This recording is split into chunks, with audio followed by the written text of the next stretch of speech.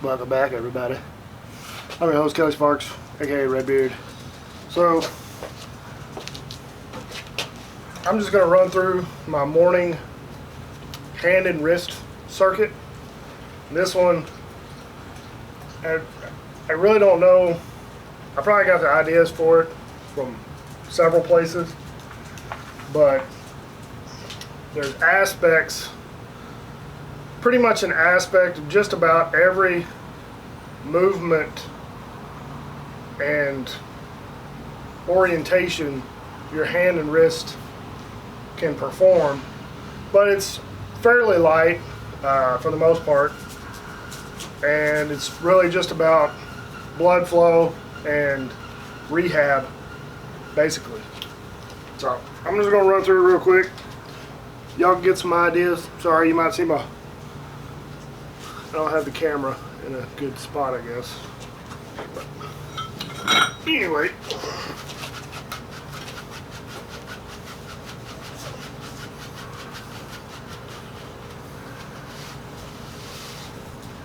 Now we're doing this, we're going both ways. Rolling it towards us first in a rising manner, and then rolling it away from us on the second, fourth, and sixth repetition, which simulates, I guess, the ulnar, is it deviation? I don't know. There's a scientific term for it. I just don't know it right now. But it's simulating chopping your hand down. And last week I was doing 2 each. This week we're going to try to get through 3. So, starting to burn about right now. I only got 15 pounds on the end of the rope.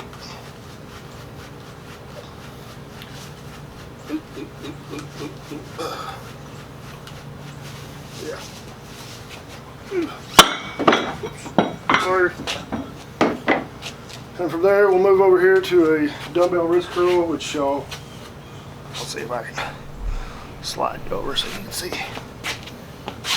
Yeah. This one's a lot lighter than I've been using, but like I said, this is more of a rehab type workflow.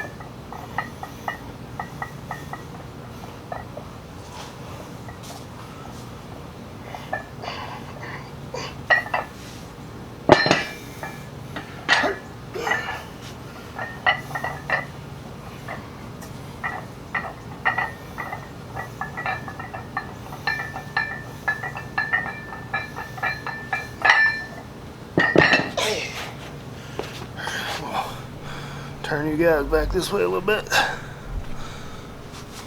Take my gloves off. So, obviously the dumbbell is for wrist flexion. And then I have 2 of my handles. One with a lighter weight on it, one with a heavier weight. The lighter weight, I perform pronation and supination.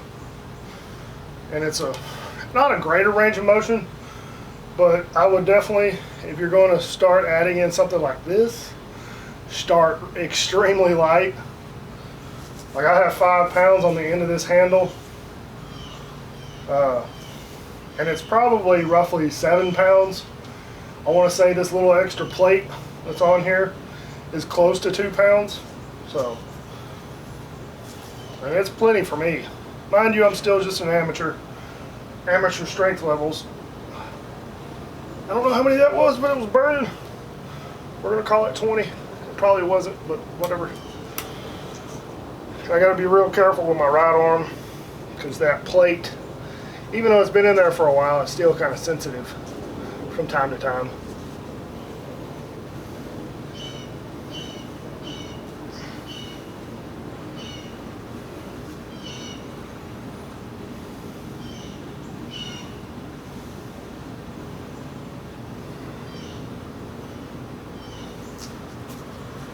And on those, I don't raise it all the way vertical because there's no stress on the pronator whenever it's completely vertical.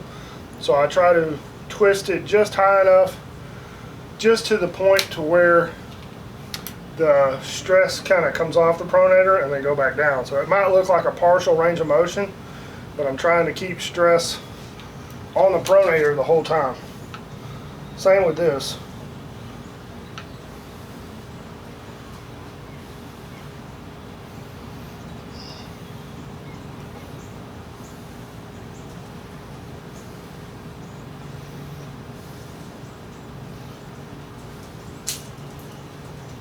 And these two really aren't, they're not wrist exercises, because it's more, I guess it's a twisting of the forearm instead of the actual, the wrist doesn't twist, the forearm twists.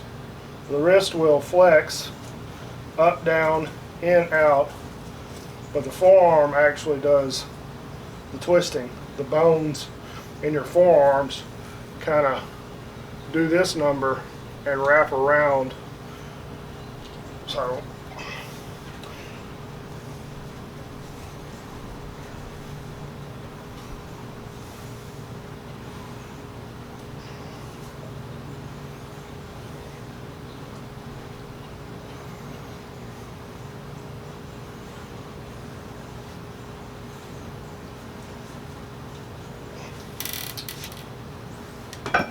look, 20 of those.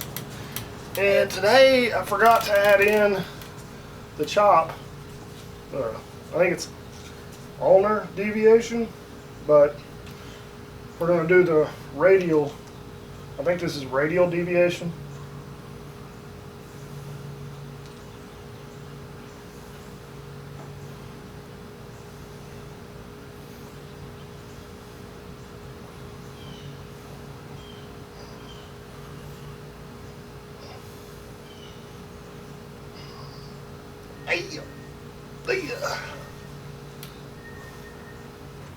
And once I can figure out how to access my riser and back pressure with my right arm, man, that's going to be dangerous for some folks.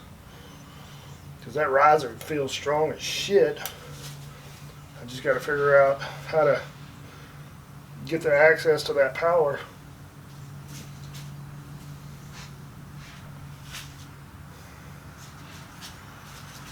I'm going to say that was 20. And then we go to a wrist extension. So we've already done wrist flexion. Wrist extension, I probably try to go the lightest relatively for it, like compared to everything else, just because of those, the little, what is it, your tarsals? No, that's your metacarpals or whatever they're called. The little bitty bones in your wrists are incredibly sensitive. So this is 37.5 pounds, and I'm just trying to get about 20 reps.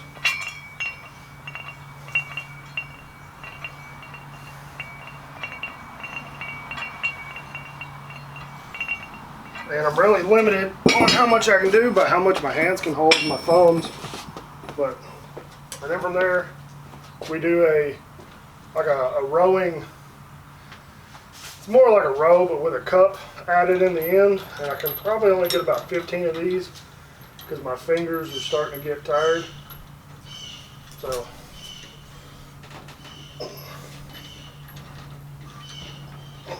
a little bit of body English don't hurt.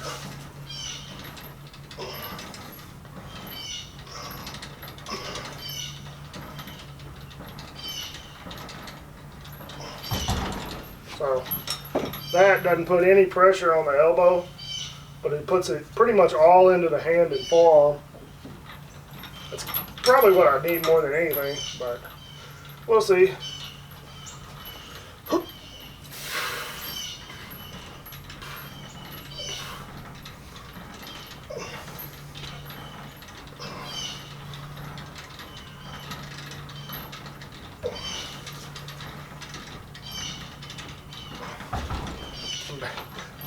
Barely holding on to them at the end.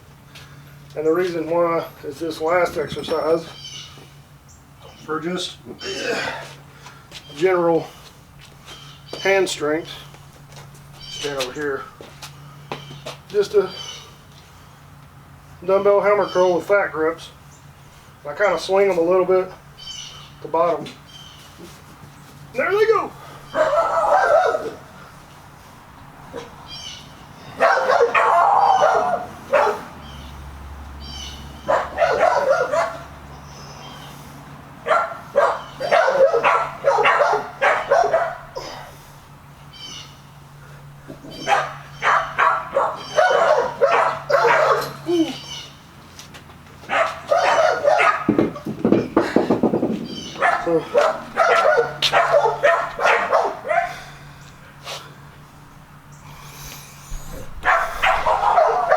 Fucking dogs. What are you doing? Huh?